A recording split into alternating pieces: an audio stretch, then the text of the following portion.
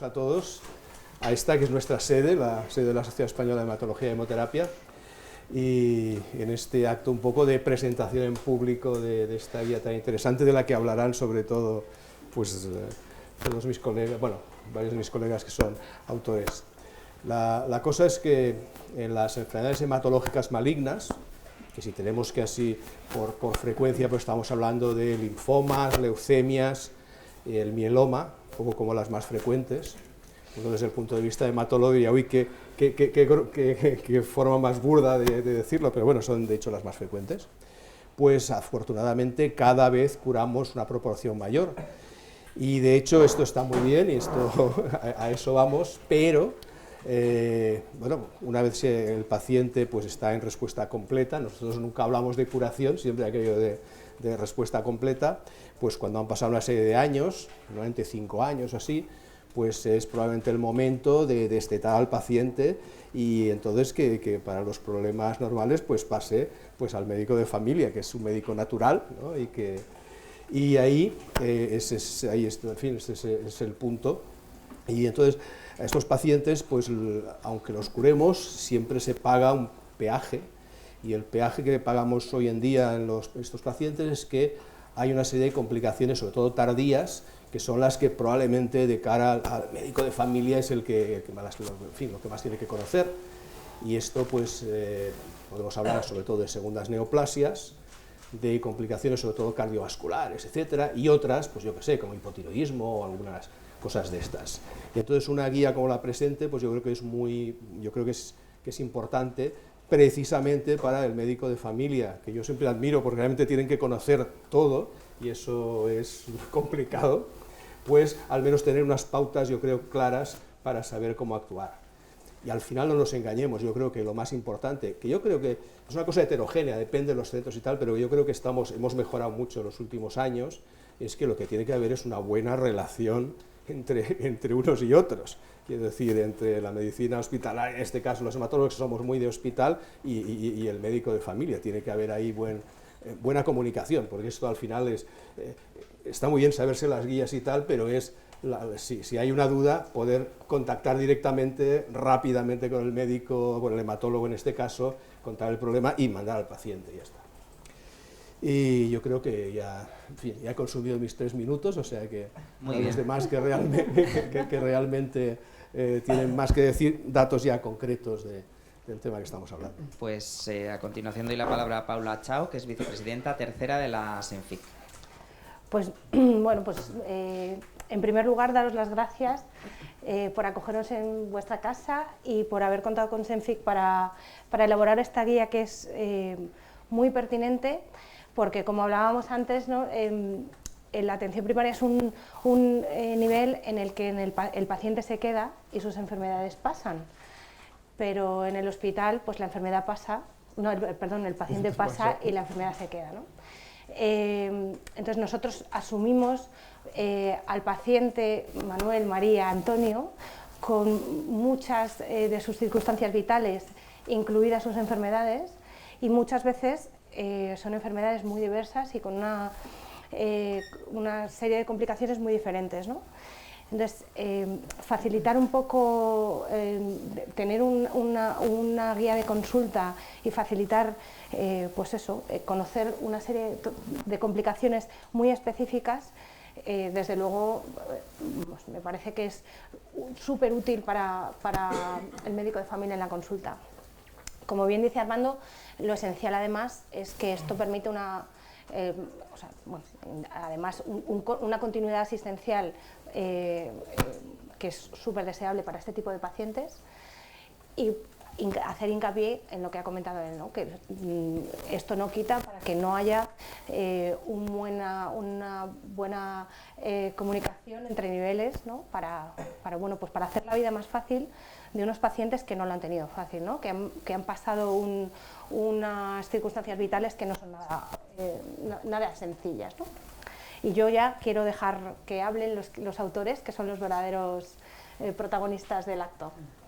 Bueno, pues antes de entrar a fondo con los autores y con la guía, va a intervenir Begoña Barragán, que es presidenta de AEAL, de la Asociación Española de Afectados por Linfoma, Mieloma y Leucemia, y del Grupo Español de Pacientes con Cáncer, que además nos han dado el visto bueno a la guía y que sois la razón de ser de la guía, precisamente. Adelante, Begoña. Bueno, pues muchas gracias, en primer lugar, a la sociedad por darnos cabida a los pacientes. Creo que es importante que se cuente con la voz de los pacientes, porque quizás somos los que mejor nos conocemos, ¿no? Yo, que pertenezco a esos largos supervivientes, ya larguísima, casi un dinosaurio en la supervivencia, hace 23 años que me diagnosticaron un linfoma, y después de todos los tratamientos y de todas las peripecias por las que pasamos los pacientes, pues estoy aquí para contarlo. Yo creo que esa es una muy buena noticia, porque no soy la única, no soy un caso extraño, cada vez somos más. Esa es la buena. La mala es que no siempre nuestros médicos de familia, cuando pasan tantos años, saben qué hacer con nosotros. A veces por culpa nuestra, a veces porque los informes que nos dan los hematólogos no son todo lo correctos que deben ser para que el médico los entienda y sepa qué pueden hacer con nosotros. Es por eso que esta guía a mí me parece muy buena, lo primero para los hematólogos, para que sepan o que se acostumbren a emitir unos informes que nos tienen que acompañar al paciente, porque a lo mejor tu médico de familia también cambia o tú cambias de residencia, entonces necesitamos tener ese informe al alta o de revisiones periódicas permanentemente actualizado para que el médico al que vayamos siempre pueda estar actualizado. Y la guía de cara a los profesionales de primaria que nos siguen y que nos conocen, pues yo creo que es una herramienta muy buena para estar al tanto de algunas cosas, ¿no? Yo, por otro lado, sí que creo que es una guía que no se quedará aquí y que estará en permanente revisión, porque hay algunos temas, antes comentábamos las vacunas, pues ya hay cosas de las vacunaciones pues que ya han cambiado, desde porque hay cosas que son cambiantes, ¿no? Otras no van a variar, pero habrá que ir actualizando, lógicamente, y detectaremos cosas, por supuesto, pero yo creo que es un muy buen primer paso y que nos va a beneficiar sobre todo a los pacientes, así que muchas gracias por haber pensado en nosotros con esta guía. Pues por supuesto que habrá actualizaciones, incluso estábamos pensando en organizar una jornada sobre el tema, que creo que lo merece. Vamos a entrar ya a lo que es la guía en sí. Y para ello doy la palabra a Guillermo Rodríguez García, que es hematólogo del Hospital Universitario Virgen del Rocío de Sevilla y bueno, uno de nuestros representantes en la Comisión de Trabajo. Adelante, Guillermo. Pues lo primero, bueno, agradecer a la sociedad española el apoyo para empezar este desarrollo de esta guía. Ha sido una guía que creo que, como os ha dicho antes, es muy pertinente. Para mí ha sido una de las guías más complejas en las que he participado. He participado en otras guías, como la del edificio de las grandes en la sociedad española, pero enfrentarte a una guía como esta, en la que hay muy poco descrito, hay poca evidencia científica, no tienes dónde apoyarte, y muchas de las conclusiones y de las recomendaciones son recomendaciones de expertos, pero son recomendaciones de expertos que, como decía Begoña, muchas veces no llega al médico de familia, y yo creo que ahí es donde la guía ayuda a quitar esa etiqueta de paciente hematológico en general y focaliza en si este paciente ha tenido un linfoma, si ha tenido una leucemia, si ha tenido una quimioterapia de un tipo, si ha tenido trasplantes, si ha tenido otros tipos de complicaciones, para poder ayudarlo a enfocarlo y no, bueno, pues, no tenerlos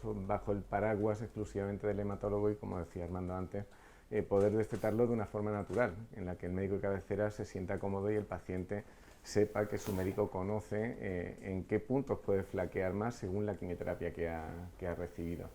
Yo creo que efectivamente tiene puntos de mejora y puntos que podemos aportar, pero como un primer paso para esa diferenciación de cada uno de los pacientes y para que el médico de familia se pueda sentir más cómodo con según qué pacientes, tampoco son una mayoría, es verdad lo que decía Armando antes, el médico de cabecera, bueno, yo ya sí me parece, los hematólogos de los hospitales comarcales me parecen súper hombres porque manejan, y súper mujeres, ¿no? Manejan muchísima cantidad de información.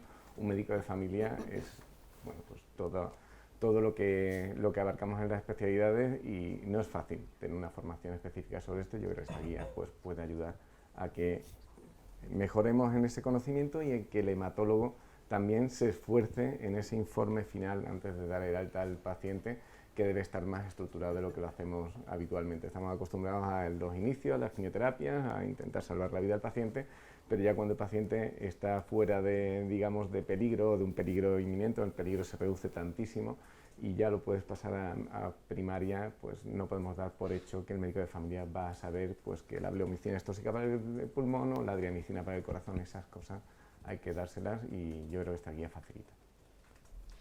Y ya antes de pasar al turno de preguntas, que seguro que tenéis muchas, damos paso a Cruz Bartolomé Moreno, que es médica de familia del Centro de Salud Parque Goya de Zaragoza y una de las representantes de SENFIC en el grupo de trabajo. Gracias. Adelante. Bueno, la ventaja de ser la última es que ya casi habéis dicho todo lo que... La próxima vez en la jornada, si se hace, me pido ser la primera para evitar la revisión. No, es broma.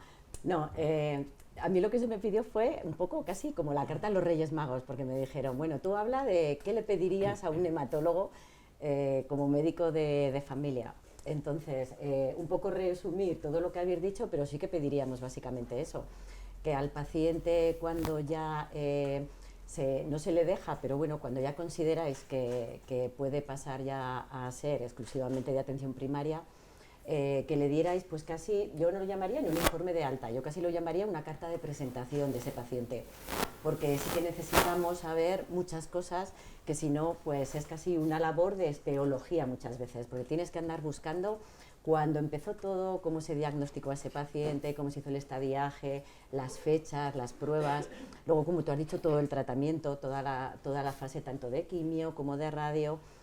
Muchas veces nos enfrentamos con iniciales que a veces es un poco difícil de saber hasta qué significa la inicial. Y entonces empiezas a leer ahí paciente ABC con GMA y dices, bueno, vamos a centrarnos primero en esto y luego ya.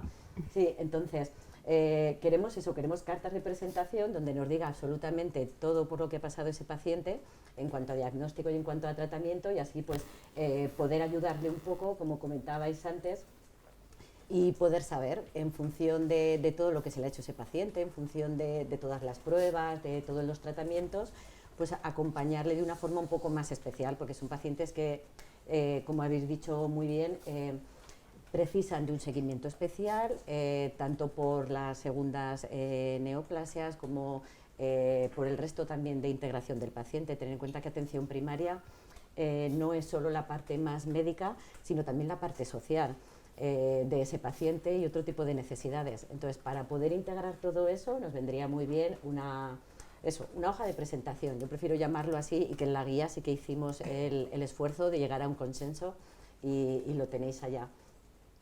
Y luego la segunda petición, que también yo creo que se ha dicho, ha sido la vía de comunicación.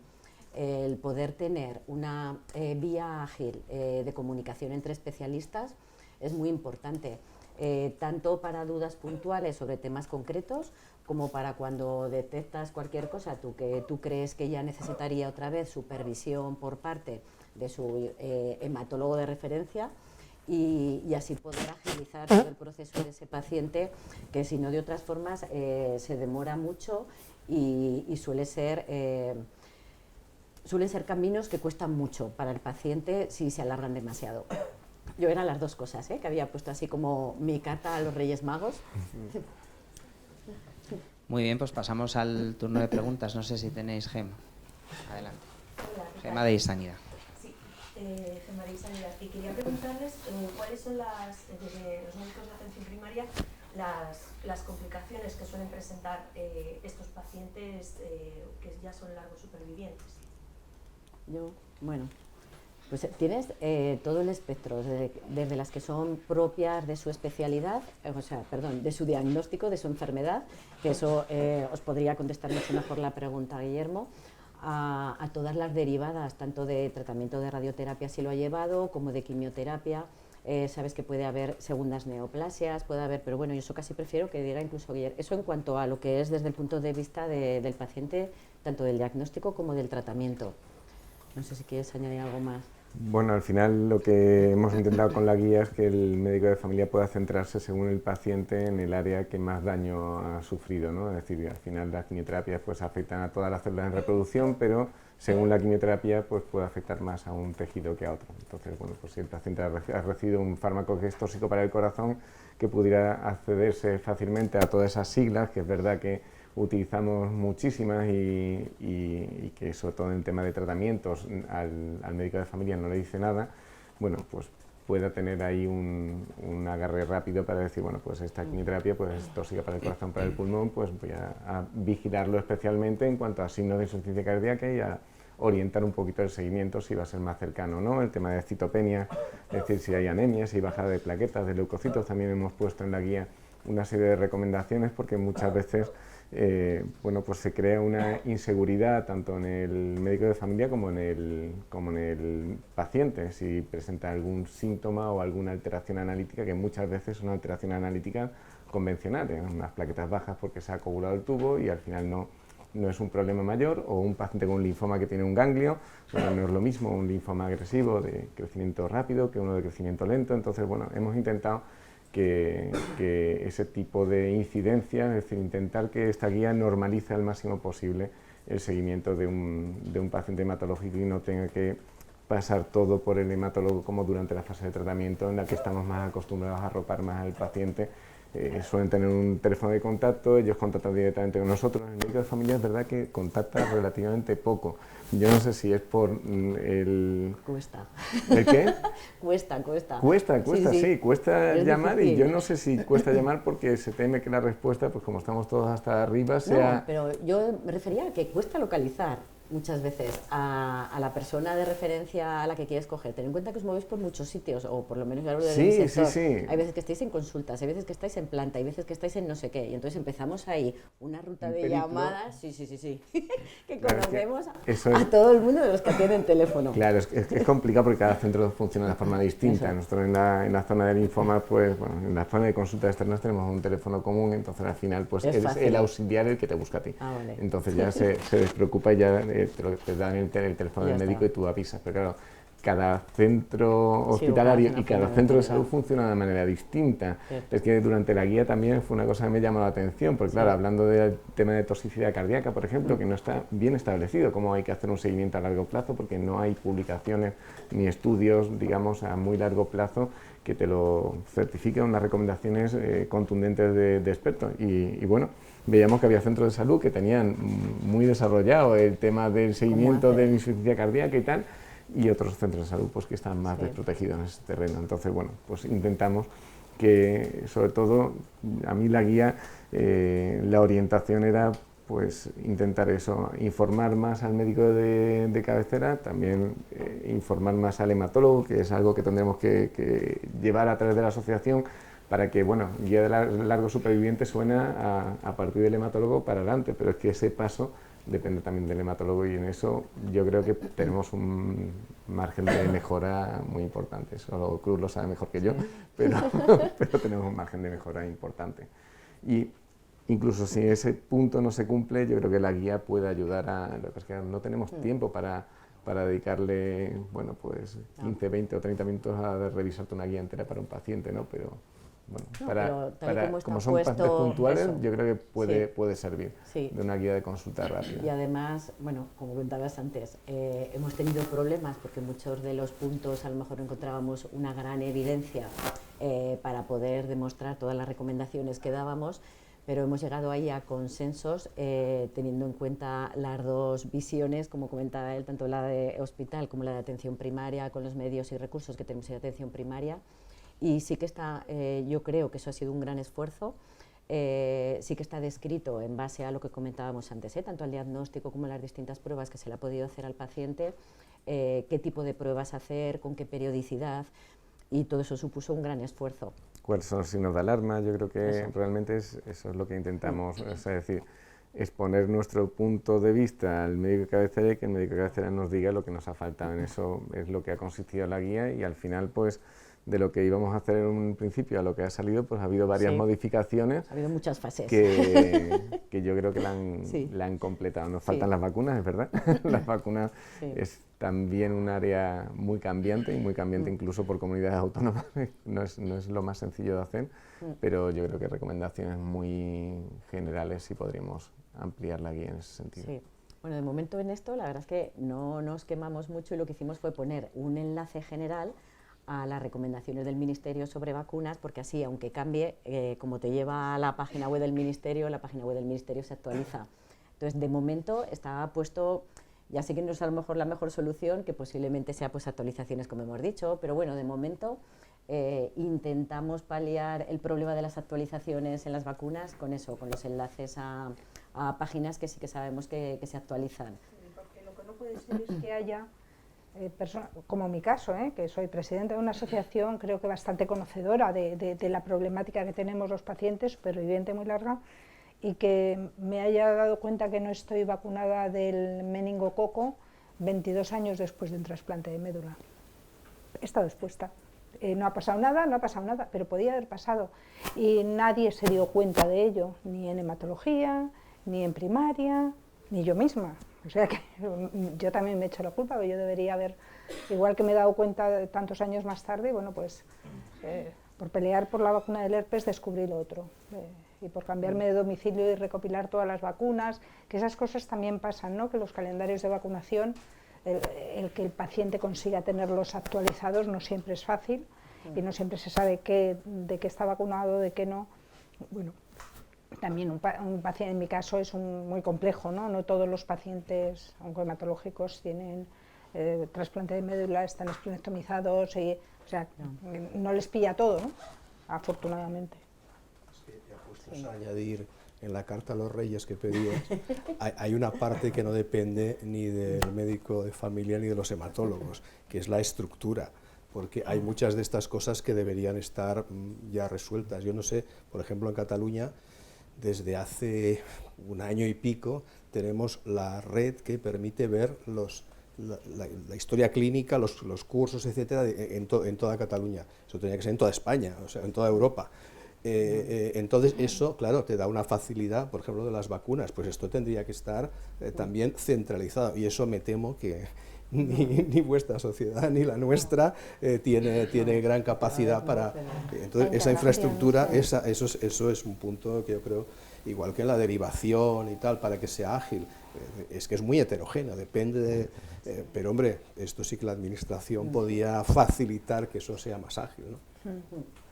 Bueno, las administraciones, ¿no? Que ahí viene un Bueno, poco, bueno. a lo mejor el problema. Sí. La administración como un todo, ¿no? De claro. conjunto complejo. Que sí que se debería reclamar, ¿no? Por parte de todo el mundo, sociedades científicas, la propia sociedad, ¿no? Que estos temas quedaran, dejarse, o sea, a ver, no quiero, ¿no? Pero dejar a un lado lo más político, ¿no? Y pensar en el bien común, y al final la integración de la historia clínica, que todos escribiésemos desde hospitalaria, desde primaria, todos en la misma historia clínica, todos viendo los mismos datos, pues al final es una garantía de seguridad para el propio paciente, favorece la longitudinalidad para el seguimiento, evita errores de transcripción, en fin, duplicidad de pruebas, ahorra costes, ¿no? Me parece que es una necesidad imperiosa, ¿no? Dinero bien invertido. Totalmente. Pero bueno, que para eso pues hay que ponerse de acuerdo, ¿no? Y tener voluntad de acuerdo. Sí, porque no es imposible. No, estamos por supuesto que no. En el siglo XXI, hablamos de Big Data, de inteligencia artificial, de tantas cosas, y si en el chip de la tarjeta del banco tenemos no sé cuántos datos, y cuando vas a la farmacia el farmacéutico sabe tu nivel de ingresos para ver cuánto descuento te tiene que hacer en los fármacos, o si eres pensionista, yo creo que esto no es una cuestión de que no se pueda, es una cuestión de voluntades, y es que eso sí que es difícil. Que nos pongamos de acuerdo es lo más complicado, ¿no? Pero... Belén Gómez del Pino, de Onda Cero. Hola, yo tengo dos preguntas. Una al hilo de lo que decía Begoña. La guía es de práctica clínica, no sé si se le va a solicitar también a los pacientes para que sean también pues que tengan autoridad sobre su propia salud, ya no solamente que conozcan los posibles efectos secundarios de algunos de los fármacos que reciben, sino pues hablan de otros efectos como por ejemplo la alimentación, si tiene que variar algo, la actividad física. Esa es una pregunta. Y la otra pregunta es si tiene la guía enfoque infantil. ¿Qué pasa con los largos supervivientes infantiles? Bueno, en realidad al hilo de los largos supervivientes infantiles hemos incluido a las leucemias linfoblásticas, porque van a ser niños que se van a seguir de adultos. Entonces, realmente la mayor parte van a ser o adolescentes o niños, y ya ha pasado 5. Lo que pasa es que las leucemias linfoblásticas prácticamente pasan casi directamente a primaria desde el hematólogo infantil. O sea, te puedes encontrar un chiquillo grande con un trinquete con 16 años que sigue ingresando en el hospital infantil porque el trasvase a adultos es muy traumático desde el punto de vista de un chico que ha estado ya pues durante 2 años visitando el hospital. Entonces sigue con el hematólogo que ha estado siempre, y normalmente cuando se dará el test, cuando pasa a primaria, y para eso es también orientada esta guía. Pero las linfoblásticas de adultos tienen mucha menos supervivencia, entonces casi todo está orientado a ese grupo, aunque no van a ser niños cuando pasen a primaria. Probablemente la mayoría van a ser ya adultos jóvenes. Sí. Con respecto a lo de facilitar Eso la vida iba a a los decir, pacientes, sí. por supuesto, sí. O sea que, bueno, no a lo mejor un libro para cada uno, pero se puede generar un PDF o algo que pueda puede estar en abierto sí. para abrir. Es que comentaba también el tema de la alimentación y la actividad física, y sí que se dan recomendaciones tanto de eso como hay también enlaces a distintas sociedades. La verdad es que sí que se ha pensado en pacientes no solo de cara a que revisaran, sino a dar recursos que sirvieran para pacientes, o sea que sí que sería un material que puede servir tanto para atención primaria como para pacientes directamente. Eva Fariña estaba primero del médico interactivo. Sí, quería preguntarle si esta guía también puede ser útil, por ejemplo, para especialistas en cardiología, dermatología, especialidades que también van a tratar a ese paciente en tratamiento a largo plazo. Sí, probablemente cuando los derive, es decir, que están más orientados a que atención primaria los pueda reconocer o pueda vigilar ciertos efectos adversos y pueda remitirlo al especialista. El especialista en general, cuando lo derivas por un efecto adverso, normalmente sí tiene más o menos un conocimiento de los fármacos que pueden ser tóxicos para su área. No va a conocer el esquema de tratamiento completo, pero prácticamente cualquier neumólogo sabe que la bleomicina es tóxico cardíaco, porque es un área muy concreta de su especialidad. Entonces no suelen tener esa necesidad de decir, oye, pues con este esquema de tratamiento tienes más toxicidad. Normalmente ya es remitido desde primaria, el paciente que ha recibido ABVD, lleva bleomicina y bueno, pues tiene problemas respiratorios X, y ya con eso va orientado. No creo que vayan a necesitar la guía específicamente, porque mucha de la parte de la guía no le va a afectar, y las partes que le afectan son puntuales y yo creo que las conocen. Sí, no, y porque está pensada más bien eso de cara a atención primaria, y que sea atención primaria la que vaya haciendo todo este tipo de seguimientos. Entonces, de forma puntual se puede considerar a lo mejor el consultar con algún otro determinado especialista, pero básicamente estaba pensando eso en atención primaria.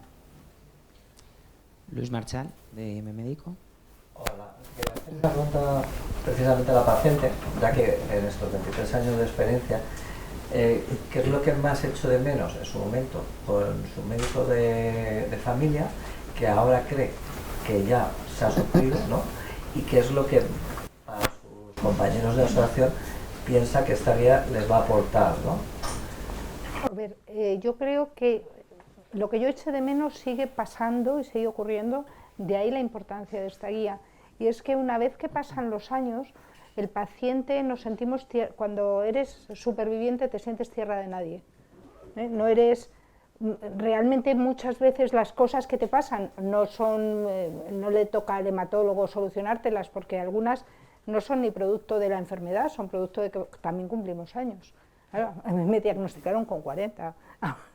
Entonces ahora tengo otras cosas que no tienen que ver seguramente con el linfoma, pero los médicos de familia no siempre se sienten seguros en atendernos, y casi todo creen que lo tienen que tratar hematología y hay muchísimas cosas que no. Entonces, ese problema sigue existiendo y por eso digo que es importante esta guía, porque el médico de familia se va a sentir más seguro a la hora de ver determinadas, no sé, de atreverse con nosotros. Yo creo que a veces tienen inseguridad y eso, por eso nos derivan tanto a la especializada, porque les falta esa seguridad, porque entiendo que la oncohematología no es precisamente lo más fácil de entender y hay muchas complicaciones posibles, ¿no?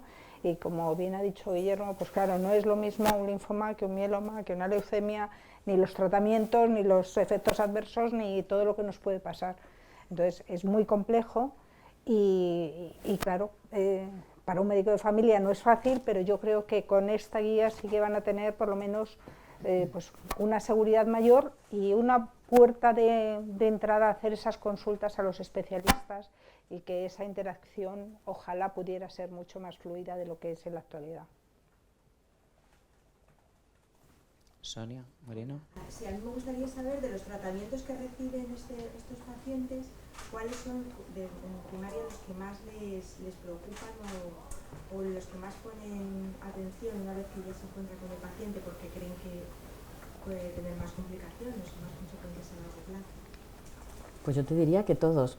La única diferencia es saber exactamente cada uno de ellos, porque como ha comentado ya algún nombre, por no decir los nombres de los fármacos, pero algunos son tóxicos para solo una parte, otros son tóxicos para varios. Entonces, lo importante es saber de la combinación de fármacos que se le ha dado a ese paciente, que puedas tener la información de qué fármacos son, de incluso cuántos ciclos y cuándo se dio el último, por el tema de las fechas, y así en base a eso poder plantear qué tipo de seguimiento puedes hacer, que es lo que hemos llegado al consenso. Un poco en función de los fármacos, decidir qué tipo de seguimiento sería incluso, que eso también cuesta un poco, ya no solo qué tipo de seguimiento, sino cada cuánto. El cada cuánto fue una de las preguntas difíciles de esta guía. No hay...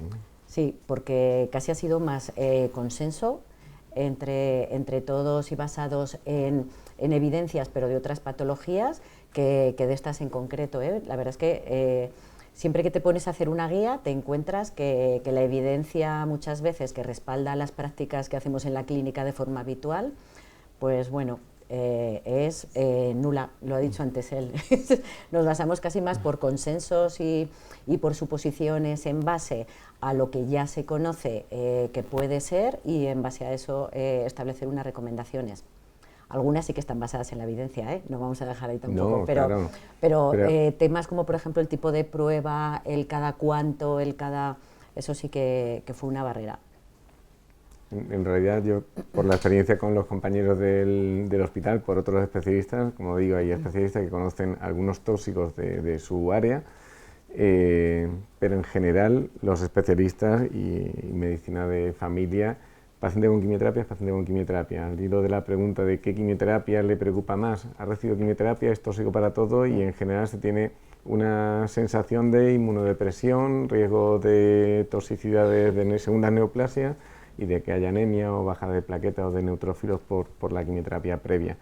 Pero no se separa el paciente en función de lo que ha recibido. Hay pacientes que reciben una quimioterapia que prácticamente no deja prácticamente secuelas, si son pacientes jóvenes, producen poca infertilidad o casi ninguna, sobre todo en mujeres.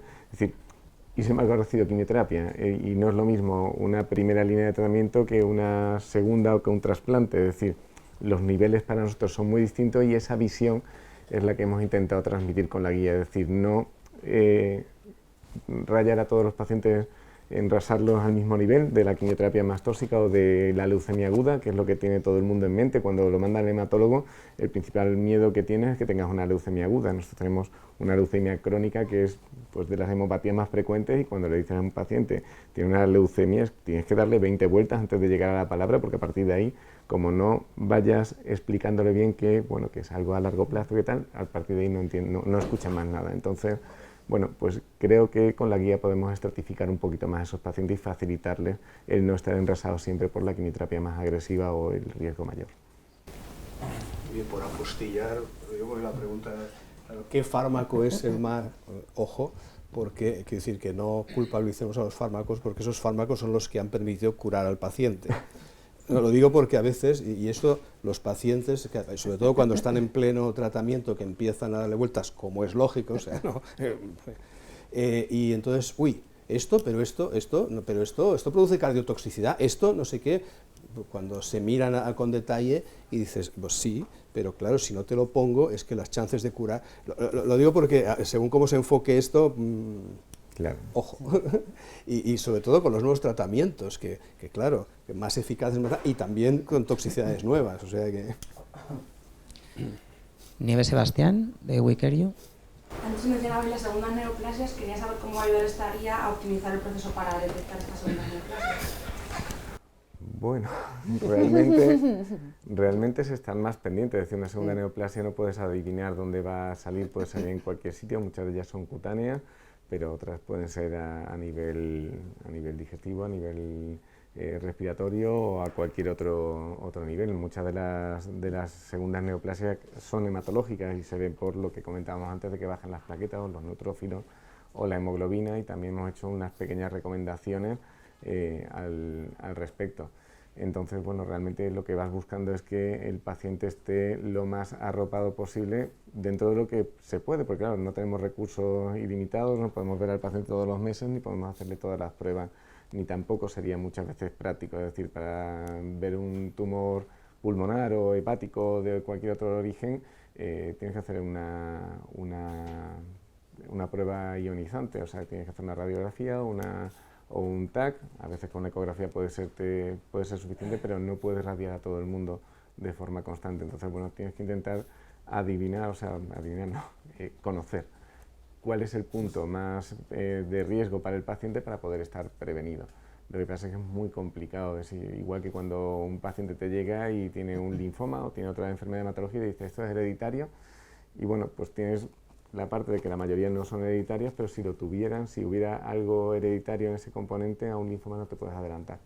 Entonces, lo único que puedes hacer es vigilar más de cerca a la familia, pero no puedes hacerle pruebas radiológicas rutinarias ni un tratamiento preventivo, con lo cual ni puedes quitarle los ganglios linfáticos como se pueden quitar los pólipos en el colon o las mamas en los cánceres de mama, ¿no? Entonces, bueno, lo único que puedes estar es más pendiente y evitar pues algunas cosas que pasan de, bueno, un paciente con un tratamiento previo, con un trasplante, pues no se hace una analítica todos los años o cada 6 meses, y si ha recibido una radioterapia pulmonar, pues estar más pendiente en cuanto a su saturación, la radiografía, que es poco ionizante, es decir, ya vas ajustando y no es todo el paciente igual, no es todo el paciente hematológico o oncohematológico ha recibido quimioterapia y la ha recibido de alta intensidad y quimioterapia que son muy poco lesivas. Hay tratamientos biológicos ahora mismo, como decía Armando, han cambiado las toxicidades, o sea, tienen un peligro diferente al de la quimioterapia convencional, y si lo conoces, pues puedes estar más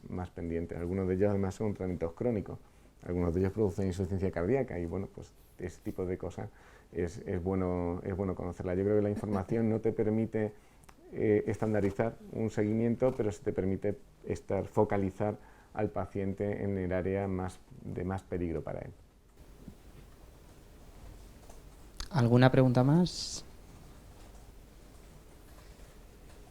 Yo, mientras tanto, querría que nos contarais un poco qué cánceres se han incluido en la guía y si están todos los que deberían estar o cómo se ha hecho esta selección de los cánceres que se han incluido en la guía. Buena pregunta y buen dilema. Costó mucho. Fueron muchas. Sí, casi muchas modificaciones. Realmente lo que hemos seleccionado son los pacientes con las patologías más frecuentes, que tienen un alto porcentaje de curación y que pueden acabar en primaria sin seguimiento del hematólogo. Entonces hay pacientes como el mieloma, que es tremendamente eficaz, pero es una patología que el hematólogo prácticamente no va a dejar de ver nunca.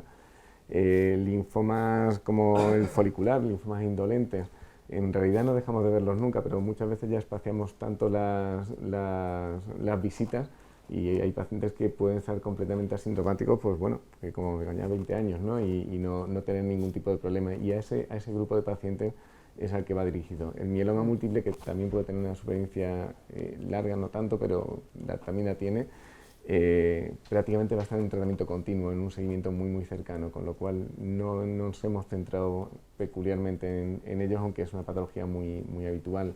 La leucemia linfática crónica normalmente también va a estar muy cercana al hematólogo y no la vamos a dejar, digamos, no le vamos a dar ese alta o esa carta de introducción a primaria, directamente vamos a continuar con el seguimiento. Entonces está pensado para esos pacientes que van a pasar a primaria de forma principal, o sea que el principal cuidador, el principal que principalmente vele por su salud, incluyendo la parte hematológica, va a ser el médico de familia.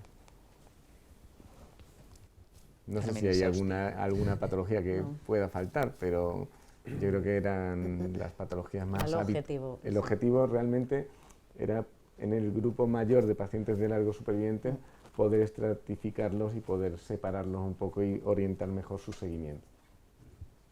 Pues voy a aprovechar yo de colearme entre las preguntas. Suponiendo que se hagan las cosas muy bien, en un mundo ideal, digamos, y que exista una buena conexión y médicos de familia con una guía que les permite, ¿con qué frecuencia en médicos de familia se encuentran limitaciones para los estudios que quieran pedir? Digamos, estás orientada, este paciente puede tener un carcinoma de pulmón, ¿puede el médico de familia sugerirle una tomografía o una resonancia o tienes que simplemente quedarte en la sospecha clínica sin completar lo que te Qué buena dan? pregunta. El tema de las pruebas diagnósticas a las que tenemos acceso, ¿no? Sí. Pues desde atención primaria no se tienen acceso a todas las pruebas, a todo el catálogo de pruebas complementarias. De hecho, es una de las reivindicaciones que llevamos peleando mucho tiempo, ¿no? Porque hay cuestiones que, pues eso, que si yo estoy sospechando o si veo una radiografía y el radiólogo me informa que ve algo sospechoso, no hace falta ser un lince para saber que tengo que hacer algo más, ¿no? Y que ese algo más es un TAC. Entonces, bueno, pues no, depende mucho de la zona donde ejerzas. El catálogo de pruebas complementarias al que tiene acceso el médico de familia no es homogéneo en todo el territorio, depende de la zona, o sea, bueno, partiendo de la base de que no todos tampoco los centros hospitalarios tienen el mismo catálogo de pruebas complementarias disponible, porque depende mucho de si eres de tercer nivel, de primer nivel, en fin, ¿no? Y el médico de familia, por ende, pasa lo mismo, ¿no? Entonces nosotros abogamos porque el médico de familia tenga acceso al mismo catálogo que tengan sus compañeros que trabajan en el hospital suyo de referencia, ¿no?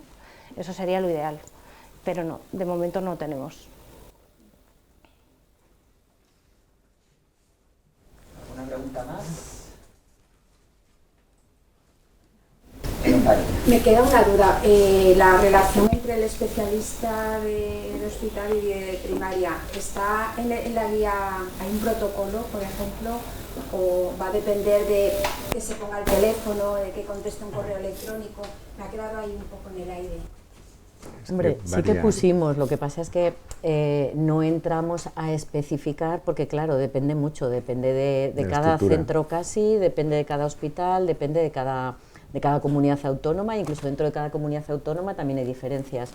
Entonces, sí que está puesto, por ejemplo, lo de la carta de presentación que he comentado antes del paciente, donde esté todo reflejado, eso, por ejemplo, sí que hemos puesto. Y está también, como hemos comentado antes, pues en función de las pruebas diagnósticas o en función de los tratamientos que ha recibido, qué pruebas diagnósticas se pueden hacer, cuándo remitir a otras especialidades, a qué especialidades. O sea, eso está puesto, pero ya se queda ahí, porque luego ya cada uno, pues hay gente que tiene interconsulta virtual, hay gente que no tiene interconsulta virtual y son todos interconsultas presenciales. Hay más o menos accesibilidad para la vía telefónica o para otras vías más rápidas. Yo creo que ahí cada centro se organiza de una manera, entonces a ese detalle no... Es una comunicación que no está diseñada, la administración no la tiene estructurada, entonces depende de la persona. Depende de la persona y de la estructura que tengas, de si tienes auxiliares, si tienes un sitio fijo, si vas rodando por el hospital o si estás principalmente en el laboratorio, en los comarcales, es decir, depende de mucha... porque no solo estamos hablando de hospital de tercer nivel, estamos hablando de cualquier centro en el que pueda haber un hematólogo y en un comarcal pues vas a tener que contactar con él para ciertas dudas y depende mucho de la persona y eso es verdad que debería estar más estructurado. vamos, lo está, ¿no? Pero, o sea, lo está porque puedes poner una hoja de consulta, pero tienes Entonces, hasta 60 días entras para en contestarla. la vía burocrática, claro. y la vía burocrática no funciona. O sea, en estos casos tendría que ser más ágil, claro. No tengo ninguna duda. Al final la realidad es que el paciente, sobre todo si lo has llevado muchos años, pues directamente te aparece ahí en la consulta. Sí, esa es la... que es lo que... Pero claro, tendría que... Y es complicado, o sea, yo entiendo que es complicado, pero tendría que favorecerse eso, y si institucionalmente se favorece, pues me consta que hay sitios que realmente sí hay buena relación entre el hospital, que es la referencia, y todos los centros de salud, pues realmente, vamos, y además es que es muy fácil, por mail, por tal, inmediatamente, o sea, es que a día de hoy, lo que decía Begoña, es que tendría que ser una cosa muy fácil realmente, ¿no? Pero, no sé, nosotros, por ejemplo, el Clínico de Barcelona, pues curiosamente no existe bien esa estructura, entonces hay con algunos centros de salud es perfecto y tal, y con otros no, y no pues por culpa de ambos, supongo, no sé, es muy heterogéneo. Y eso es uno de los puntos, como lo que decía de la historia clínica compartida, que vale la pena gastar dinero, pues en estas cosas también. Porque al final es que todavía más importante que esta guía es el contacto. Cuando tienes una duda, directamente ir a quien la puede resolver, ¿no? Y al revés. Uy. Espero que no se haya muerto nadie. Si no tenéis más preguntas, damos por finalizada la rueda de prensa. En la nota de prensa tenéis nuestros contactos de prensa, tanto de SENFIC como de la Sociedad Española de Hematología y Hemoterapia. Y también tenéis el acceso con unos códigos QR a la guía por si le queréis echar un vistazo. Así que damos por finalizada la rueda de prensa. Muchas gracias a los 5 y hasta la próxima. Muchas gracias a vosotros.